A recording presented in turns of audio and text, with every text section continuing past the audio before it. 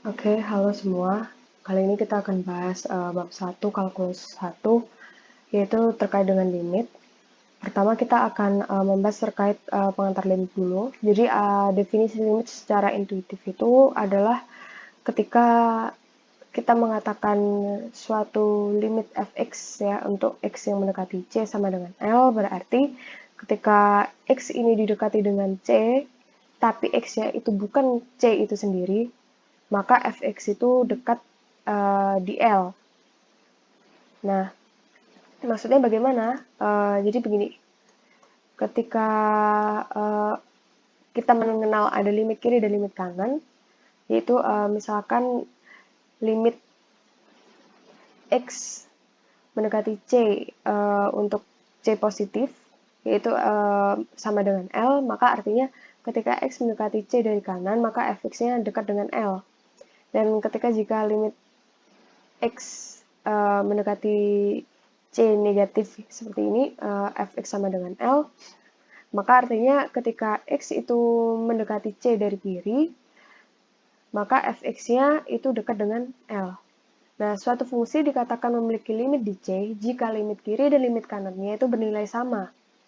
Sehingga limit fx ini apabila x-nya mendekati c itu akan sama dengan L jika dan hanya jika limit x mendekati c positif atau dari kanan ini tadi sama dengan limit untuk fx dengan x mendekati c negatif atau c dari kiri, dan itu mereka nilainya sama dengan L. Makanya dari arti limit secara intuitifnya ini sendiri tadi dijelaskan bahwa mungkin di saat pada di C-nya itu sendiri itu mungkin nilainya itu belum tentu sama dengan L, tapi jika ia didekati nilainya akan sama dengan L, baik itu dari kiri maupun kanan. Nah, contohnya seperti ini. Ketika fx-nya sama dengan x kuadrat min 1 per x min 1, maka ketika x-nya itu 0,99 ya, jadi didekati dari kiri. Nah, nilainya adalah 1,98, dan untuk x-nya 0,99, fx-nya sama dengan 1,99. Ketika nilainya sama dengan 1, maka dia akan terbentuk suatu titik atau lingkaran yang tidak penuh ya, jadi ada lubangnya seperti itu, karena memang domainnya itu kan tidak boleh sama dengan 1, penyebutnya nanti akan sama dengan 0, jadi tidak terdefinisi.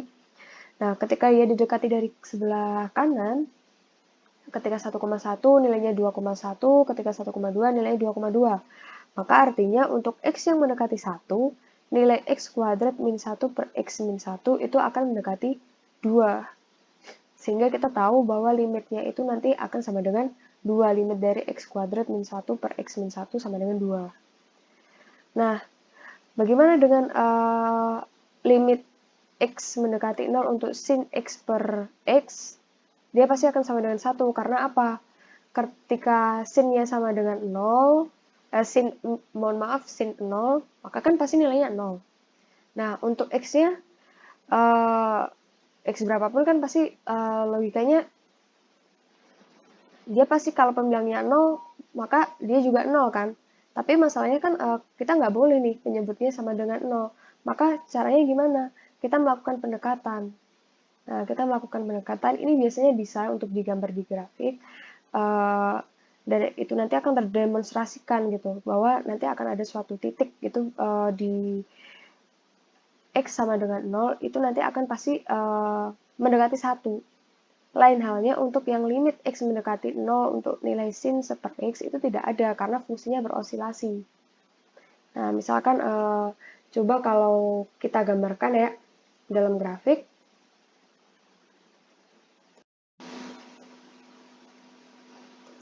Oke, nah kita tadi kan punya nilai sin x per x ya kan? Nah, coba kita perhatikan. Fungsinya itu dia terdefinisi terus kan ya. Nah, ini terdefinisi, tapi ketika dia di x sama dengan 0, bentar. Nah, di sini tadi. Nah, dia undefined, artinya apa? Dia tidak terdefinisi, makanya bulatannya itu ada lubangnya, ada lubang putihnya. Tapi kalau kita perhatikan ketika dia mendekati 0 dari kiri, nilainya itu mendekati 1 kan. Nah, ketika dari kanan juga nilainya juga mendekati dari 1, maka kita bisa menyimpulkan bahwa limitnya itu adalah 1. Bagaimana dengan yang fungsi sin 1 per X? Nah, fungsi ini tidak punya limit karena nilainya berosilasi. Nah, dia berubah-ubah terus nih. Nah, berubah-ubah, berubah-ubah, berubah-ubah. Ketika di titik 0 pun kita nggak bisa mendeteksi gitu loh. Dia sebenarnya nilainya di mana? Karena dia nggak terdefinisi. Kalau kita zoom terus, zoom terus, zoom terus. Nah, dia sangat berosilasi di sini, sangat rapat. Dan itu tidak jelas nilainya di mana gitu untuk nilai uh, ketika X sama dengan 0. Nah, kan tidak jelas gitu. Jadi makanya dia tidak punya limit karena osilasinya selalu berubah-ubah gitu, nilainya selalu berubah-ubah. Baik, dilanjutkan. Nah, di nomor 3 ini kita punya fungsi X per mutlak X. Nah, artinya gimana? Kita bisa mendefinisikan bahwa fx-nya ini akan sama dengan 1 apabila X-nya lebih dari 0 dan dia negatif 1 apabila X-nya kurang dari 0. Kenapa demikian? Ketika X-nya ini positif, yang bawah juga positif, maka dia sama dengan 1, kan X bagi X. Ketika X-nya yang atas ini negatif, X-nya itu negatif, berarti yang atas ini negatif, sedangkan yang bawah ini dimutlakkan jadi positif, maka nilainya negatif 1. Seperti itu. Nah, artinya ada apabila digambarkan kan kurang lebih seperti ini. Nah, artinya kan tidak bisa saling bersambung nih. Ketika misalkan di X sama dengan 0 sendiri, dia bisa ada di sini, bisa juga ada di sini. Tidak bisa, nilainya tidak sama kan dari limit kiri dan limit kanannya. Maka dia tidak punya limit. Oke, selanjutnya kapan limit itu tidak ada? Jadi dari gambaran itu tadi kita punya kesimpulan bahwa limit itu tidak ada ketika limit X mendekati C positif atau mungkin dari sebelah kanannya itu ada dan dari sebelah kirinya juga ada, tapi nilainya itu ternyata tidak sama. Contohnya ya seperti yang fungsi ini tadi. Dia sama-sama ada tapi ternyata nilainya beda, makanya tidak bisa gitu punya limit. Nah, atau nilai fungsi di sekitar C itu menuju tak hingga. Contohnya apa? 1 per X min 1. Ketika X-nya 1 kan terbentuk asimtot tuh. Yang satunya menuju ke positif tak hingga, yang satunya menuju negatif tak hingga. Artinya apa? Dia tidak punya limit, karena ketika didekati dari sebelah kanan, dia akan semakin jauh ke atas, dari sebelah kiri dia akan semakin jauh ke bawah. Atau nilai F di sekitar C itu berosilasi. Nah, contohnya seperti yang ini tadi. Untuk fungsi sin 1 per X. Selanjutnya terkait limit fungsi. Jadi dikatakan limit X menuju C dari fungsi fx sama dengan L apabila untuk setiap epsilon lebih dari 0, sekecil apapun itu, terdapat suatu delta lebih dari 0 sehingga 0 kurang dari mutlak dari X min C kurang dari delta, maka untuk fx dikurang mutlak dari fx dikurangin L ini akan kurang dari epsilon, atau nilai X mendekati C untuk fx sama dengan L jika dan hanya jika untuk setiap epsilon lebih dari 0 terdapat delta lebih dari 0 di mana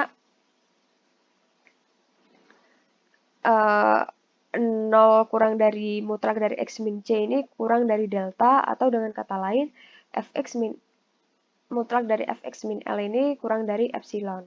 Nah, dalam kasus macam ini, tips pembuktiannya itu pertama adalah kita mengambil suatu epsilon lebih dari 0, kemudian kita mengasumsikan untuk suatu mutlak X min C ini kurang dari delta, dan kita cari juga delta fungsi dari epsilon tersebut sehingga kita membentuk fx kurang dari L ini kurang dari epsilon yaitu terpenuhi. Kemudian kita bisa tuliskan bukti formal dengan memilih suatu delta yang didapat dari nilai perhitungan ini tadi sebelumnya. Nah, kemudian pembuktian limit itu akan selesai jika telah terpilih suatu delta untuk setiap epsilon, sehingga pernyataan 0 kurang dari X min C kurang dari delta ini juga dapat memenuhi fx kurang dari L kurang dari suatu epsilon. Nah, contohnya kasusnya gimana? Terdapat suatu delta sama dengan 0,02, sehingga untuk 0 kurang dari mutlak X-1 kurang dari delta, maka untuk mutlak dari 3X-3 kurang dari 0,6. 0,06, maaf. Nah, pernyataan ini benar. Kenapa? Apabila kita mencari suatu delta lebih dari 0, sehingga 0 kurang dari X-1 kurang dari delta, maka ketika mutlak dari 3X-3 ini kurang dari 0,6, ketika kita mencoba menjabarkan dari ruas kanannya ya, jadi 3X-3 dimutlakkan ini kurang dari 0,06, kita keluarkan 3-nya, maka 3 kali mutlak X-1 ini kurang dari 0,6, maka kita dapat membagi ya, 0,6 ini dibagi 3, jadi mutlak dari X-1 ini kurang dari 0,02, atau sama saja dengan pernyataan awal ini tadi. Sehingga kita dapat memilih untuk suatu delta sama dengan 0,02, maka jika 0 kurang dari X-1 kurang dari delta yang sama dengan 0,02, mohon maaf ya ini ralat ini 0,02, maka kita dapat mengetahui bahwa untuk 3X-3 mutlak dari 3X-3 ini pasti juga akan kurang dari 0,06. Kurang lebih seperti itu. Nah, untuk teorema limit sendiri, ini maksudnya ada beberapa sifat yang bisa kita ketahui terkait dengan perhitungan limit. Jadi misalkan suatu n bilangan bulat positif dan k suatu konstanta, dan f dan g merupakan suatu fungsi yang mempunyai limit di C, maka untuk limit x mendekati C suatu konstanta, nilainya adalah konstanta itu sendiri. Jadi misalkan limit x mendekati 3 dari 5, maka nilainya juga pasti akan 5. Kemudian untuk limit X mendekati C, limitnya pasti hasilnya adalah sama dengan C. Karena langsung disubstitusikan, seperti itu. Kemudian ada limit X mendekati C untuk suatu K kali fungsi fx, maka nilai konstantanya itu tadi bisa dikeluarkan lebih dahulu, sehingga nilainya sama dengan konstanta kali limit X mendekati C suatu fungsi fx. Nah, untuk operasi penjumlahan dan pengurangan, maka kita bisa menjabarkan satu persatu. Misalkan, untuk limit X mendekati C dari fungsi fx ditambah ya, misalkan ditambah gx, maka dia sama dengan limit X mendekati C fx ditambah limit X mendekati C dari gx. Begitu pula dengan perkalian juga sama, limit fx dikali gx untuk X mendekati C ini sama dengan limit X mendekati C untuk fx dikali limit X mendekati C untuk dari gx. Nah, untuk yang pembagian sebenarnya juga sama, tapi ada tambahan, yaitu ketika limit X mendekati C untuk fungsi gx-nya ini, karena dia adalah penyebut, maka dia tidak boleh sama dengan 0. Karena kalau dia sama dengan 0, maka otomatis tidak akan terdefinisi. Nah, yang selanjutnya yang nomor 7 ini adalah suatu kondisi akar. Kondisinya ini sebenarnya akar. Jadi ketika ini suatu akar dengan n-nya itu adalah bilangan genap, ya tidak boleh suatu bilangan negatif, maka nilainya itu bisa terpenuhi semacam ini. Jadi fungsinya ini dipangkatkan, itu sama dengan limitnya, itu limit dari fungsinya itu baru dipangkatkan. Kurang lebih seperti itu. Kemudian teorema substitusi. Jika Px polinomial atau fungsi rasional, maka limit X mendekati C untuk fungsi Px itu sama dengan Pc, atau fungsi Px itu ketika disubstitusikan nilainya X itu sama dengan C. Dengan syarat apabila Pc-nya itu juga terdefinisi. Contohnya apa? Ketika kita mempunyai soal fungsi fx atau px-nya ini adalah x plus 1 per x-1, kalau kita memasukkan suatu nilai c-nya itu adalah sama dengan 1, maka dia tidak ada limitnya. Tidak bisa langsung, limitnya ada, tapi tidak bisa langsung menggunakan substitusi. Karena ketika x-nya dimasukkan 1, penyebutnya sama dengan 0, jadi tidak berlaku teorema substitusi. Lain halnya ketika x-nya itu mendekati 2. Ketika kita masukkan 2, 2 tambah 1 itu 3, per 2 min 1, 1. Berarti 3 bagi 1 sama dengan 3. Jadi bisa menggunakan teorema substitusi. Karena pada dasarnya 2 ini masih termasuk dalam domainnya x plus 1 per x min 1, sedangkan 1 ini tidak termasuk domainnya kan. Nah, selanjutnya ada teorema Apit, yaitu misalkan suatu f, g, dan h adalah suatu fungsi yang memenuhi fx kurang dari sama dengan gx kurang dari sama dengan hx untuk semua x dekat c kecuali pada c, jadi tidak ada pada c tapi di sekitar c, maka jika limit fx dengan x mendekati c sama dengan limit hx untuk x mendekati c itu sama dengan L, jadi yang pinggir sebelah kiri dan sebelah kanannya ini sama-sama dengan L, maka sudah pasti kita dapat menyimpulkan bahwa limit x mendekati C untuk Gx itu juga sama dengan L. Contohnya bagaimana? Contohnya adalah suatu fungsi limit x mendekati 0 untuk fungsi x kali sin seper x. Nah, untuk x yang lebih dari 0, kita kan ingat nih sebelumnya bahwa fungsi sin seper x itu pasti namanya fungsi sin ya. Fungsi sin itu pasti antara negatif 1 sampai dengan 1. Karena dia ini ada x-nya, ya kan, dikalikan x, maka ini juga dikalikan x. Ketika x-nya lebih dari 0, maka ya langsung aja negatif x kurang dari x sin seper x kurang dari sama dengan x. Nah, ketika kita memasukkan nilai limitnya, limit x mendekati 0 dari negatif x, dia kan sama dengan 0. Dan ketika limit x mendekati 0 untuk suatu fungsi x, itu kan juga sama dengan 0. Artinya kan kedua limitnya sama. Maka berdasarkan teorema Apit ini tadi, kita dapat menyimpulkan apabila yang sebelah kiri dan sebelah kanannya ini sama, maka yang tengahnya ini, fungsi tengahnya atau gx-nya itu kita bisa menyimpulkan gitu nilai limitnya. Otomatis kita tahu jika limit sebelah kirinya atau limit negatif x-nya ini kita tahu sama dengan 0, limit sebelah kanannya ini juga sama dengan 0, limit dari x mendekati 0 dari x, itu artinya kita bisa menyimpulkan bahwa limit x sin seper x untuk x mendekati 0 itu juga sama dengan 0. Kita coba lihat lagi kasusnya, meninjau kasus ketika x-nya kurang dari 0. Nah, masih sama, jadi fungsi sin itu berlaku untuk nilainya negatif, rentang negatif 1 sampai 1, maka ketika x-nya kurang dari 0, nah tandanya berbalik ya, negatif x lebih dari sama dengan x sin seper x lebih dari sama dengan x. Masih sama ketika dia didekati dengan 0 untuk negatif x ini ternyata nilainya sama dengan 0, dan ketika nilai limit x-nya ini dikati oleh x sama dengan x mendekati 0 itu juga sama dengan 0. Otomatis berdasarkan teorema Apit ini tadi, limit x sin seper x itu sama dengan 0. Jadi dari perhitungan 1 dan 2 ini diperoleh bahwa limit x mendekati 0 dari x sin seper x itu sama dengan 0. Itu terbukti ya. Nah, selanjutnya adalah untuk limit fungsi trigonometri.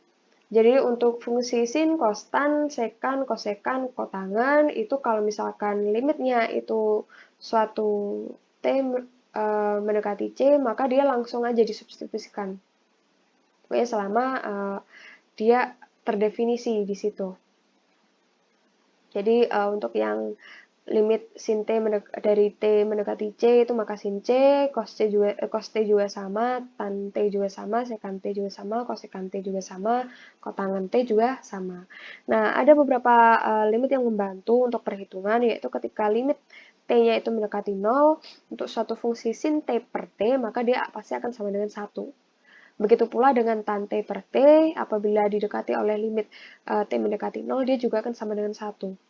Nah, sedangkan untuk fungsi 1 min cos t per t, apabila didekati oleh t mendekati 0, nilainya akan sama dengan 0.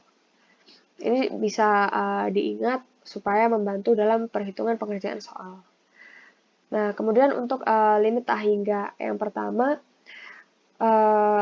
suatu limit tak hingga menuju tak hingga, di tak hingga ya, mohon maaf, di tak hingga, itu ketika misalkan limit x mendekati c, fx sama dengan L, untuk c-nya itu menuju tak hingga dan c-nya menuju min tak hingga. Jadi artinya apa? Limit x mendekati tak hingga untuk suatu fungsi fx ini sama dengan L, dan ketika dia menuju negatif tak hingga itu juga sama dengan L. Contohnya apa? Contohnya adalah limit X mendekati tak hingga 1/X. Jadi 1 dibagi suatu bilangan yang sangat besar, maka pasti dia akan nilainya sama dengan 0. Mau 1, 2, 3, atau berapapun dia kalau didekati dengan suatu bilangan yang sangat besar, maka dia pasti akan mendekati 0. Nah, tipsnya adalah bagi pembilang dan penyebut, untuk yang misalkan nilainya, limitnya ini fungsinya adalah pecahan ya, itu pembilang dan penyebut dengan nilai mutlak dari pangkat tertinggi. Pertanyaannya gini, kenapa kok harus nilai mutlaknya? Oke, kita tinjau nih suatu kasus. Misalkan ketika fungsinya x pangkat 3 per x pangkat 3 plus 2x kuadrat plus 5. Oke, di sini masih aman.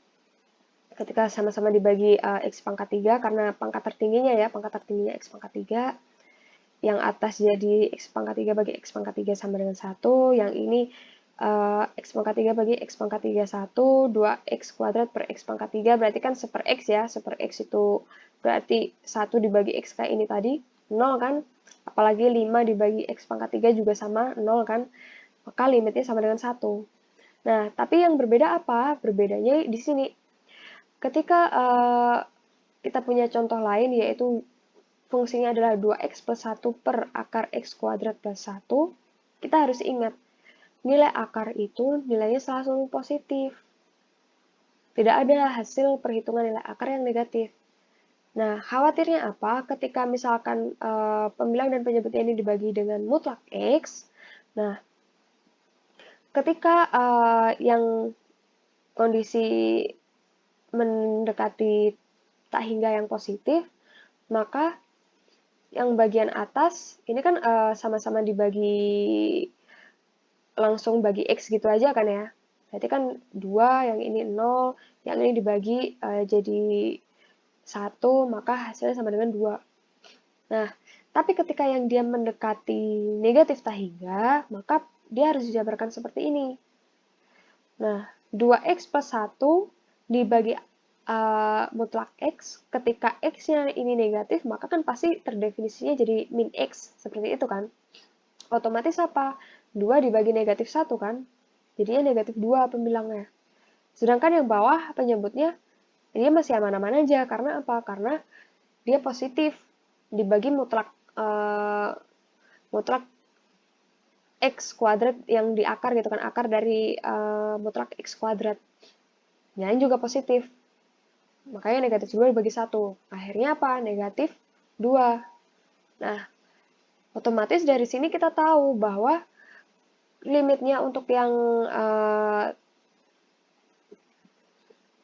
menuju tak hingga positif itu 2, untuk yang negatif tak hingga itu negatif 2. Artinya beda, belum tentu berlaku sama seperti yang di sini ini tadi. Otomatis sama-sama dengan L gitu, enggak. Bisa juga ada yang satunya L, yang satunya min L, seperti itu. Makanya untuk mencari amannya dibagi dengan mutlak X, seperti itu. Nah, kemudian ada asimptot.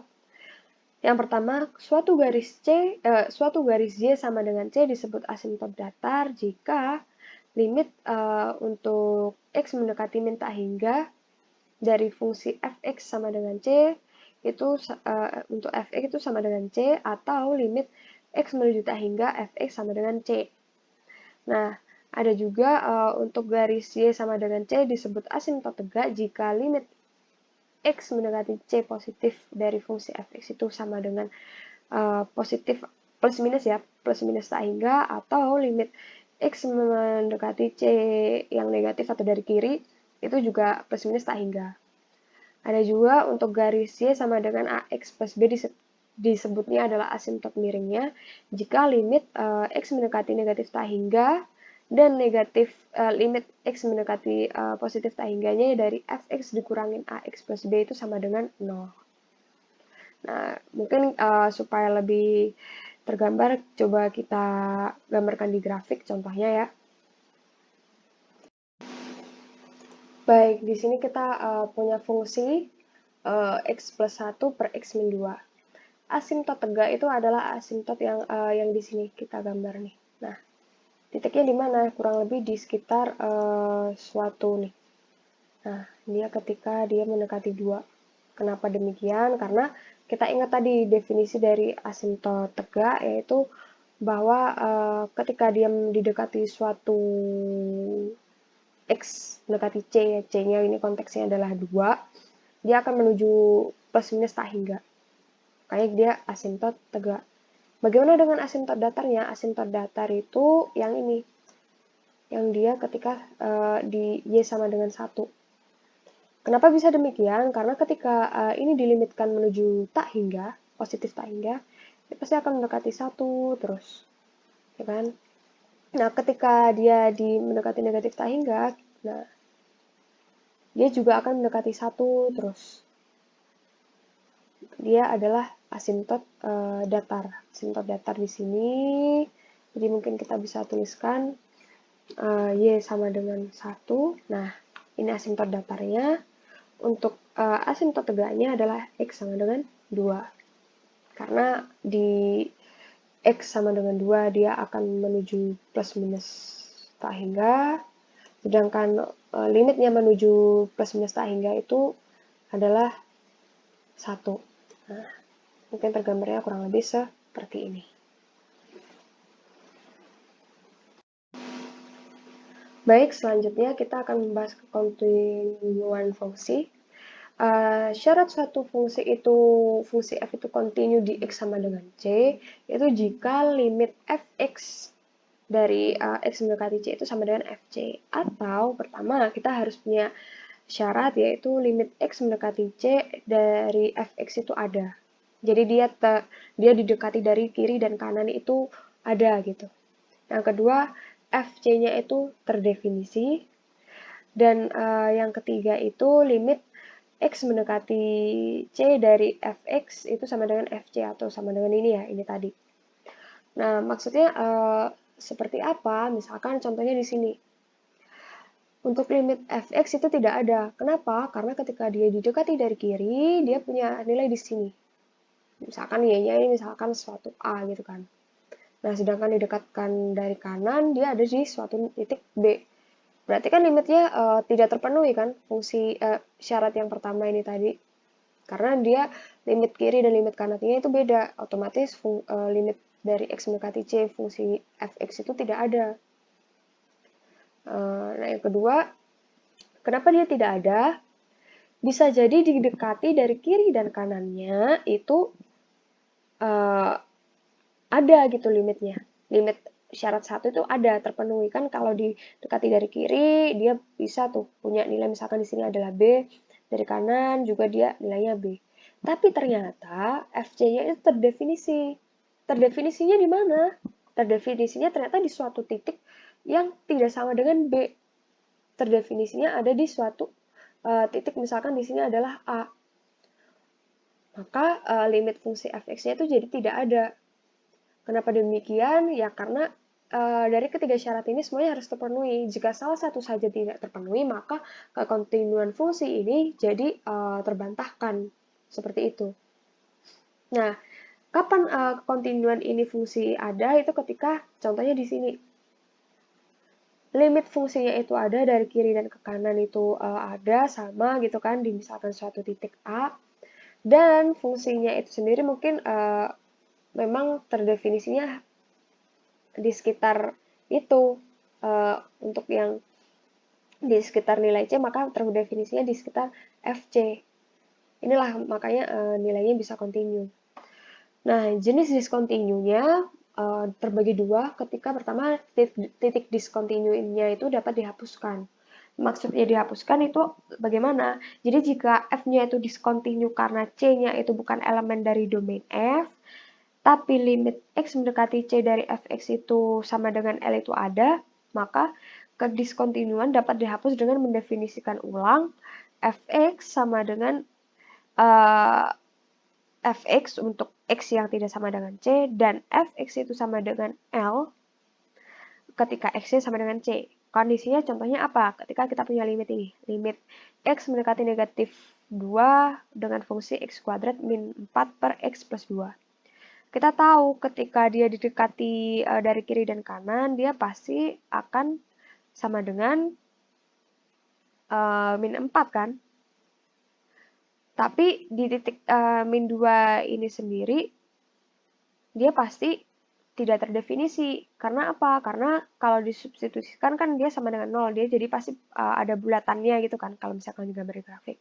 Kita boleh tuh kita menuliskan dalam penulisan seperti ini. Jadi fx sama dengan x kuadrat min 4 per x plus 2 untuk x tidak sama dengan negatif 2, tapi dia sama dengan negatif 4 khusus untuk negatif x, yaitu sama dengan negatif 2. Otomatis ketika digambarkan, mungkin misalkan fungsinya seperti ini ya, dia pasti akan jadi di sini walaupun ada titiknya, di sini titiknya jadi punya bulatan gitu, bulatan penuh, tidak ada lubangnya. Karena apa? Karena sudah didefinisikan dengan ini tadi. Bagaimana dengan kondisi kedua ketika titik discontinue-nya tidak dapat dihapus? Nah, itu berlaku jika limit fx dengan x mendekati c itu tidak ada, sehingga tidak bisa dilakukan pendefinisian ulang.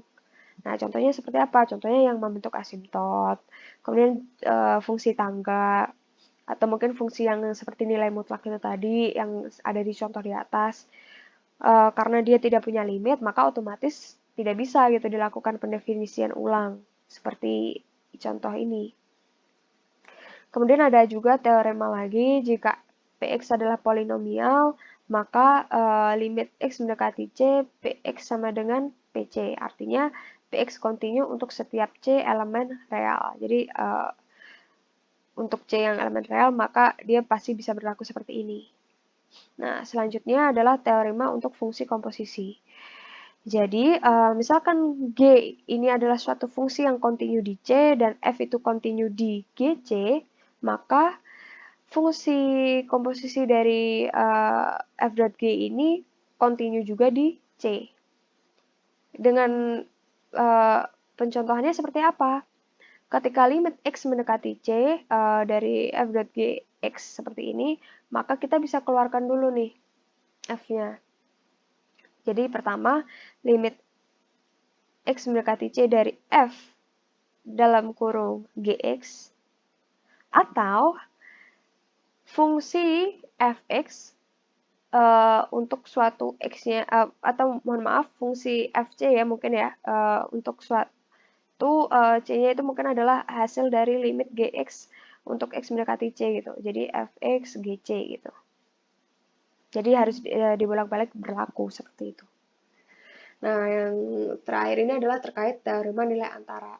Jadi pada suatu selang A sampai B, jika F itu kontinu di selang tersebut, dan misalkan FA ini kurang dari 0, kurang dari FB, atau bisa juga FA lebih dari 0, lebih dari FB, maka pasti setidaknya terdapat satu titik C, elemen yang atau yang berada di selang di antara selang A dan B ini, sehingga FC-nya sama dengan 0. Dan nilai 0 ini bisa diubah-ubah ya, nggak harus 0, bisa suatu nilai lain, suatu nilai B gitu kan, misalkan B-nya itu bisa 1, bisa 2, bisa 3, bisa negatif 1, atau berapapun nilainya itu. Kita ambil contoh, misalkan di sini. Ketika Fi-nya itu sama dengan W dan Fb-nya sama dengan W. Fungsinya bisa aja naik turun. Ya kan? Bisa naik, bisa turun, tapi A-nya itu di sini di W. B-nya di sini, W. Kita pasti bisa menyimpulkan. Kalau dia turun, dia pasti juga ada, misalkan dia naik, dia karena bisa di titik ini lagi, berarti dia juga sempat turun, sempat naik lagi. Berarti ada suatu FC entah yang di sini, atau di sini, atau di sini, atau di sini. Itu yang nilainya juga sama-sama W. Atau mungkin bisa juga fungsinya konstan, W terus. Berarti kan ada suatu nilai C di sini misalkan. Di rentang A dan B ini yang nilainya W. Atau mungkin kita bisa punya kasus lain. Misalkan FA kurang dari W kurang dari sama dengan B kurang dari sama dengan FB. Contohnya kayak gini. Nah, dia naik terus turun gitu. Nah, pasti di sini kan ada suatu, karena dia udah sempat naik, sempat turun juga, pasti juga ada gitu suatu titik yang dia sama-sama melewati suatu nilai W ini tadi, dan dia pasti adalah fungsi FC gitu. Jadi ada suatu nilai C di antara A dan B yang dia juga punya nilai hasil FC itu sama dengan W. Atau bisa juga FB kurang dari W kurang dari A. Nah, maksudnya gimana? Mungkin pas di fungsi B-nya itu pas tuh, pas di A, pas di B. Tapi di fungsi A-nya tuh nggak pas gitu, pas di B gitu, agak di bawahnya atau mungkin agak di atasnya gitu. Tapi kan sama aja kan konteksnya. Dia pernah turun, pernah naik. Otomatis ada suatu titik C di mana FC-nya itu sama dengan W.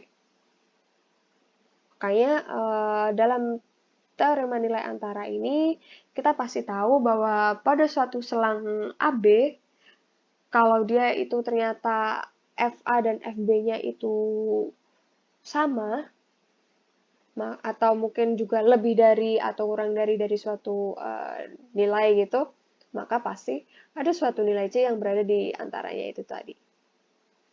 Baik, sekian pembahasan terkait uh, bab 1 limit. Apabila ada suatu hal yang ingin ditanyakan atau penjelasan masih kurang jelas, bisa ditanyakan di grup. Terima kasih.